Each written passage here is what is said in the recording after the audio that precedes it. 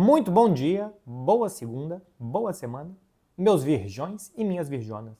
Ou seja, se você nasceu aí no final do mês de agosto até o meio de setembro, até o final de setembro, sei lá, você é do signo de Virgem, o que quer dizer que você é organizado. Se você nasceu em todos os outros meses do ano, sinto te dizer, mas você é desorganizado, você pode ser vingativo, dependendo do mês. Você pode ser egocêntrico dependendo do mês também. Se você nasceu até a semana passada, você é egocêntrico. A partir de agora, você é organizado, porque é isso que uma pessoa de virgem é, até os seus 30 anos. Porque depois é o ascendente que faz a diferença, que é para todos os argumentos poderem valer em algum momento e você poder explicar uma teoria que tem pouca explicação. Esoterismo à parte, meu povo, vamos lá, hein? O Café com Beckler de hoje vai falar para vocês de Real Madrid Valladolid, Atlético de Madrid Girona, Borussia Mönchengladbach, Bayer Leverkusen, Wolfsburg, Bayern de Munique, Manchester City e Ipswich Town e Wolves contra Chelsea. Assisti boa parte desses jogos inteiros, alguns não foram, por exemplo, o Manchester City eu tive que sair no finalzinho para ir para o jogo do Barcelona, mas de resto consegui assistir o Bayern, o Wolfsburg, o Atlético de Madrid Girona, o Real Madrid também, e o Wolverhampton Chelsea no meio eu me dividi para assistir ao mesmo tempo o Real Madrid Valladolid e o Bayern de Munique, né? O Bayern começou 3h30, o Chelsea tinha começado acho que um pouquinho antes. Enfim, meu povo, hoje eu vou falar com vocês aqui de vários times que são parceiros da Socios.com. Eu já falei antes aqui para vocês dos fan tokens, que são uma ótima opção para você poder interagir com um time que você gosta. Tem aqui um QR Code na tela e também eu vou deixar um link na descrição. Você adquire o fan token e ele pode ir valorizando ou desvalorizando, dependendo mesmo do desempenho do seu clube. E depois você pode usar esses fan tokens para trocar por experiências no clube. Por exemplo, tem camisa oficial, escolher a frase que vai estar no vestiário, escolher a música que os caras vão tocar no estádio, conhecer as instalações do clube, enfim, é uma ótima forma de você ajudar o time que você torce e ainda ganhar prêmios e experiências para isso. Acesse aí socios.com ou pelo link aqui ou pelo QR Code e confere se o time que você gosta é um dos mais de 70 parceiros da Socios.com e como que você pode fazer parte da vida dele. Começando o cafezinho com a minha caneca de caveira, porque eu sou, além de tudo, radical e tudo mais, todo tipo de transgressão que uma caveira comporta, para falar de Real Madrid Valladolid, gente, sem muita enrolação. Esse jogo para mim tem duas histórias. Uma que o Real Madrid mais uma vez não jogou bem, não é nada para ficar preocupado, que essa temporada não vai ganhar nada, tá só começando, mas depois de um bom segundo tempo contra a Atalanta, porque o primeiro eu não gostei, mas um bom segundo tempo, com um bom entendimento do quarteto, que nesse momento é um trio, né? Com a ausência do Bellingham por um mês, problema muscular. E depois dos primeiros 25, 30 minutos de Mallorca, que eu também gostei, o primeiro tempo de Mallorca eu gostei, mas mal segundo tempo em Mallorca e mal jogo contra o Valladolid. Primeiro jogo em casa, um time subindo de segunda divisão, Paulo Pessolano, o técnico, montou um time meio alternativo, porque esta é uma semana de La Liga que teve jogo final de semana, meio de semana e final de semana de novo, então todos os times de La Liga estão mais ou menos fazendo rotações. Pô, mas fazendo rotação no início de temporada é porque você quer que os seus jogadores estejam sempre desempenhando 100%, não que eles estejam jogando ali a 80% e com 3 jogos na semana é difícil que um jogador consiga jogar sempre fisicamente, mentalmente, 100%. Como o Valladolid jogou agora contra o Real Madrid, vai jogar contra o Barcelona no final de semana, ou o jogo do meio de semana é contra o Leganés. Acho que o Valladolid entende que esse é o jogo dele e até fez algumas mudanças o Pessolano pensando nisso. Mas enfim, sobre o Real Madrid, mal primeiro tempo, só um chute entre as 3 traves, chute no alvo, né, na primeira parte. Olha aí o mapa de posicionamento dos jogadores, como de novo foi diferente dos outros 2 jogos. A cada jogo o Real Madrid está fazendo alguma mudança, o Ancelotti está buscando alguma coisa. Sem o Bellingham, o Rodrigo começou aberto na direita, depois ele trocou com o Arda Güler, para o Arda Güler canhoto poder puxar por dentro e o Rodrigo se entender melhor com o Mbappé e com o Vinícius. Praticamente uma linha de 4, né? E que para mim não deu certo.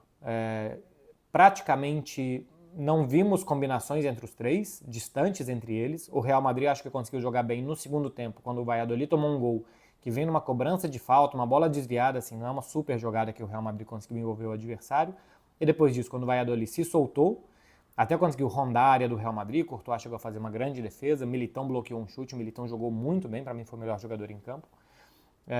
E depois disso, o Real Madrid com mais espaço conseguiu ou armar bons contra-ataques ou, por exemplo, o segundo gol é quase que um chutão para frente que aí o Brahim levou vantagem, conseguiu fazer o 2-0. Mas assim, é um jogo pobre do Real Madrid, especialmente o que se espera para ele. Por que não é para ficar preocupado? Porque está só começando, porque no final das contas fez 4 pontos no Campeonato Espanhol e já ganhou o título da Supercopa, não é para minimamente desespero. Mas sim, esse time parecia que seria mais natural depois do jogo contra a Atalanta. Eu falei, pô, se pro primeiro jogo tá assim, vai evoluir, mas não. Os outros, a cada vez que tem jogado as estrelas da frente, né, juntas, eu tenho gostado menos. Então é para parar de jogar? Não. Acho que é para continuar jogando e jogar até mais. Porque é assim que eles vão se entender. Mas não foi tão imediato assim o entendimento entre eles dentro de campo. E o Endrick é outra história desse jogo, é um capítulo à parte, o tanto que o Endrick tem história, né? O tanto que ele tem estrela. Bom, tem história já também, mas o tanto que ele tem estrela. Como que ele conseguiu na seleção, por exemplo, e no Palmeiras também, né? Os primeiros minutos dele são super encantados. Na seleção eu estava em Londres no jogo contra a Inglaterra, depois em Madrid no jogo contra a Espanha, e os primeiros toques dele são gols. E é curioso, ele joga 10 minutos, ele toca na bola 3 vezes. Um passe, uma falta sofrida e um gol. E o gol é com pé ruim, hein? É um tirambaço muito bem colocado, forte, seco, duro. Se pegar esse corte, inclusive, vai ficar parecendo que eu tô falando de outra coisa, mas eu tô falando de uma finalização do Endrick com o pé ruim. Sai realmente um chute muito forte e é um belo gol. Eu acho que tem algo positivo aqui, não só no gol e na estrela e em tudo isso, mas o Endrick não tinha jogado as 2 primeiras partidas, mal tinha se aquecido, nem sei se chegou a se aquecer. Começaram a gerar um ruído desnecessário em cima se ele estava pronto, se não estava, se tinha que ficar, se não tinha. Só dele ter jogado os últimos minutos, eu já achava bom, tudo bem. É um jogador que o papel dele nesse momento é jogar os últimos minutos. Então o Ancelotti deixou bem claro. O Ancelotti mudou todo o trio de ataque. Até o Mbappé e até o Vinícius. O Rodrigo é mais normal que seja substituído nesse time do Real Madrid. Mostrando que ninguém é intocável, que os jogadores vão sair, que tem mais 2 jogos durante a semana, que é necessárias rotações, mas o fato de não deixar um deles em campo para parecer que aquele é intocável, também acho que é um bom recado do Ancelotti. E que o Endrick jogasse também para esfriar um pouco qualquer tipo de rumor e de ruído que poderia existir. E que ele faça o gol é excelente, né? Capa dos principais jornais hoje de Madrid, o Marca e o AS, e gera de novo uma expectativa grande, que eu acho que é justificada, em cima de um jogador muito bom, de muita estrela, e que eu acho que vai ter agora um pouco mais de paz externa. Internamente eu acho que não tinha tanto problema, mas paz externa, do ponto de vista do entorno, do ruído midiático, para se desenvolver. Então a história do jogo para mim é: Real Madrid não conseguiu jogar bem outra vez, mas teve o segundo tempo não, o finalzinho do jogo com 2 gols, especialmente o gol do Endrick, chama muita atenção. Atlético de Madrid 3-0 no Girona, foi o outro jogo do Campeonato Espanhol que eu assisti. Me chamou a atenção o posicionamento médio do Atlético de Madrid, vou colocar aí na tela para vocês verem, como que o Simeone basicamente fez 2 duplas pelos lados. Um lado com o Rodrigo De Paul e o Marcos Llorente. Eu falei com vocês aqui, né, na semana passada, acho que no vídeo respondendo perguntas do tanto que o Marcos Llorente tem evoluído. Já tem 2 gols e uma assistência com 2 rodadas de campeonato. E do outro lado, Riquelme e Samulino. Na temporada passada, jogaram poucas vezes juntos o Riquelme e o Samulino. Era um ou outro como ala ou como um ponta. Dessa vez o Simeone colocou os 2 juntos, o Riquelme um pouco mais por dentro e o Samulino bem aberto como um ala, mesmo na hora de defender o Samulino é quem voltava um pouco mais para fechar a marcação em cima do Girona. E aí deixou o meio mais livre tanto para o Pablo Barrios, como especialmente para Griezmann e Julián Álvares. São 2 atacantes mais sem posição, que não são tão fixos, que precisam realmente mais de espaço para se movimentar e se sentirem cômodos. E se você juntasse os 2 com mais jogadores de meio, podia gerar um congestionamento de jogadores do Atlético de Madrid por dentro. Como foi um time que contra-atacou muito o Girona, que apesar dos muitos jogadores perdidos, né?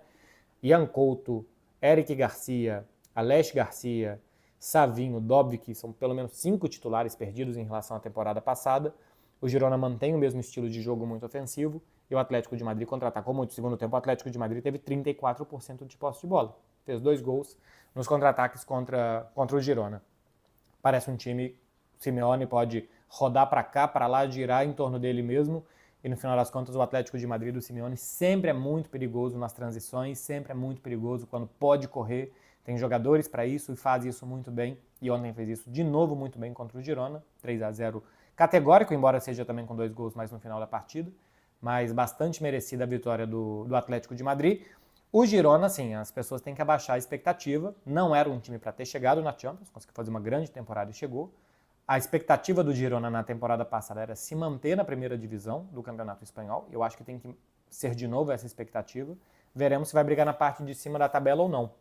Eu espero que não, tá? Assim, se o Girona ficar entre os 8, para mim é uma surpresa, porque além de não ser o caminho natural que esse time esteja sempre brigando em cima, ele é um pouco vítima do seu sucesso, porque ele perdeu muitos jogadores, perdeu meio time titular, e não é fácil de repor de uma temporada para outra.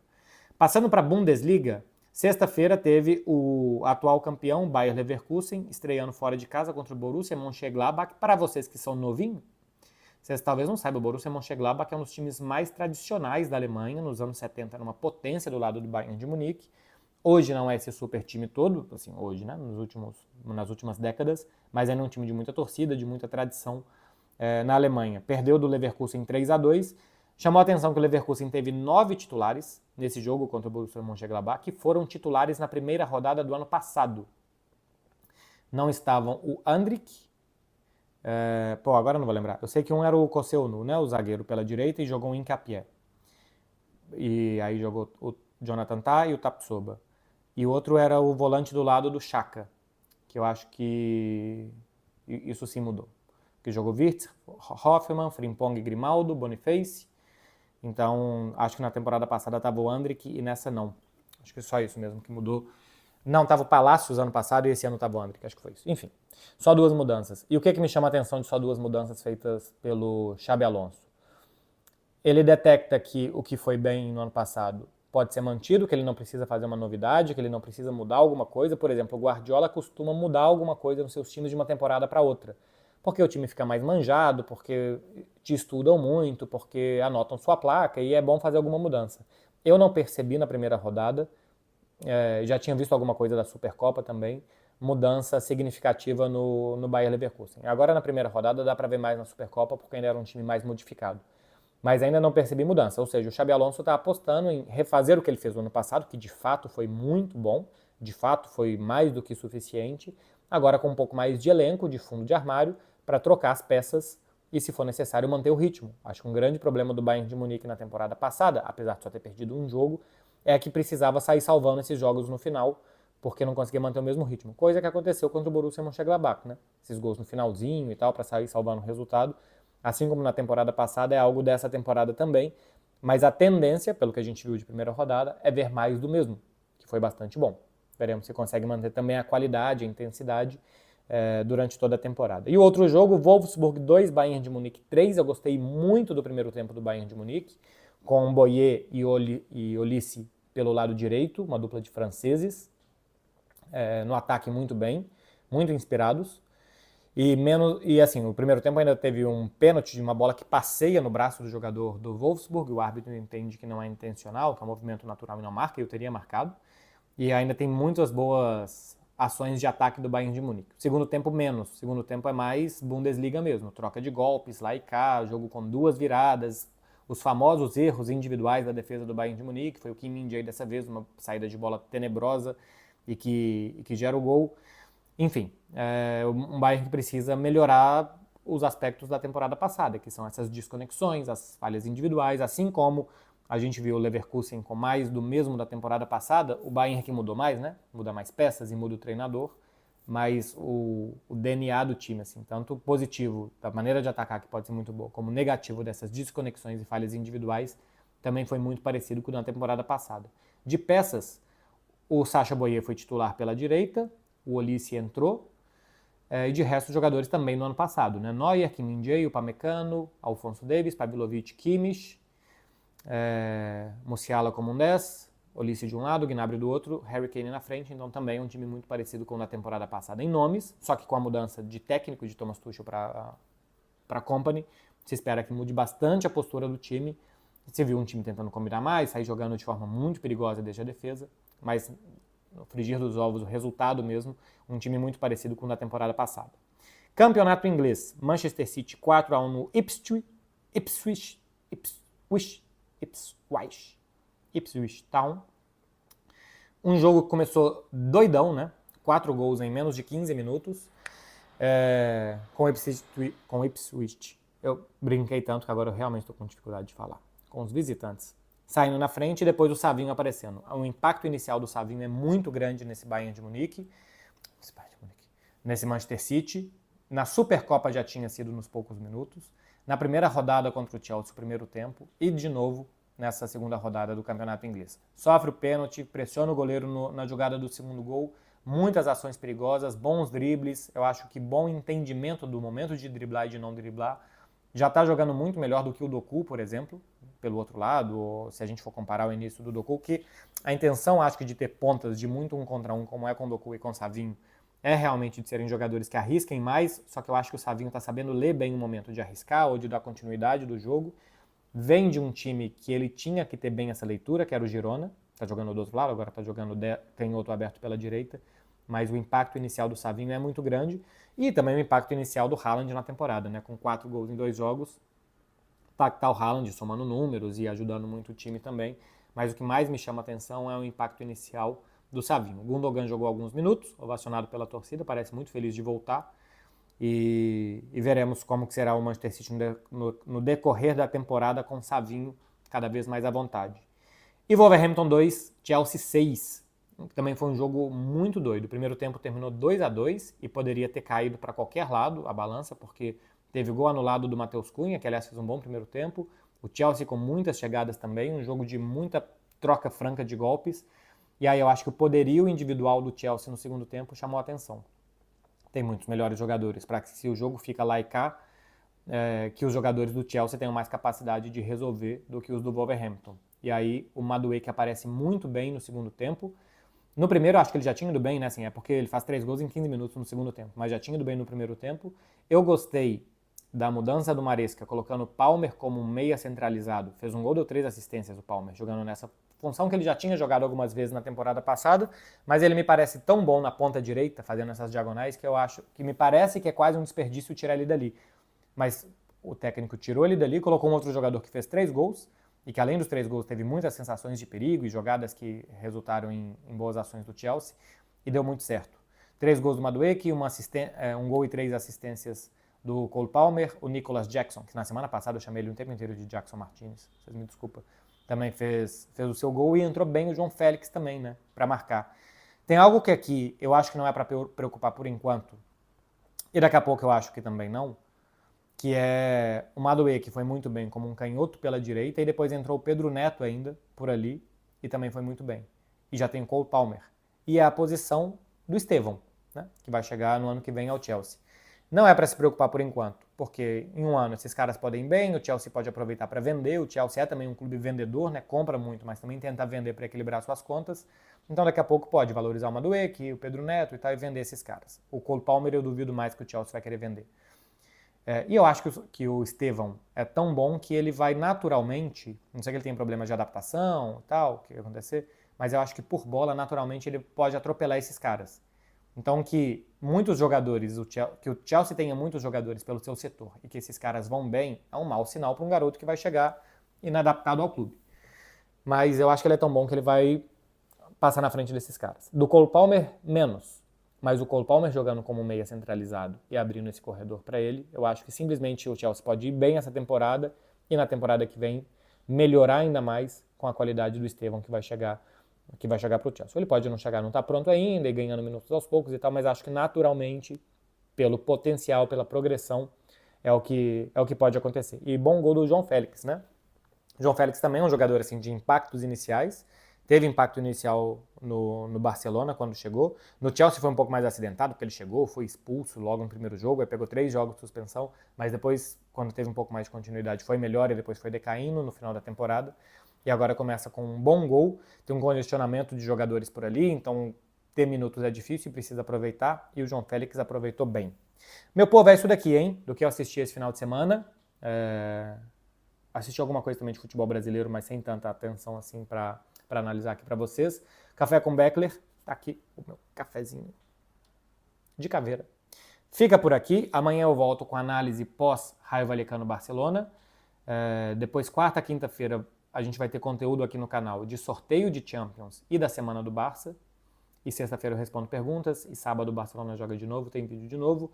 Essa tende a ser a agenda do canal. Se você chegou até aqui depois de quase 20 minutos, é porque você gostou, então dá like aqui, deixa algum comentário para me ajudar e se inscreve aqui para você não perder o resto. Vai ter vídeo toda semana aqui falando de futebol para vocês. Valeu, meu povo, boa semana, muito juizinho, que vocês se comportem até mais ou menos quinta, né? A partir daí já é bem diferente do tipo de comportamento que eu espero de vocês. Valeu, gente. Tchau.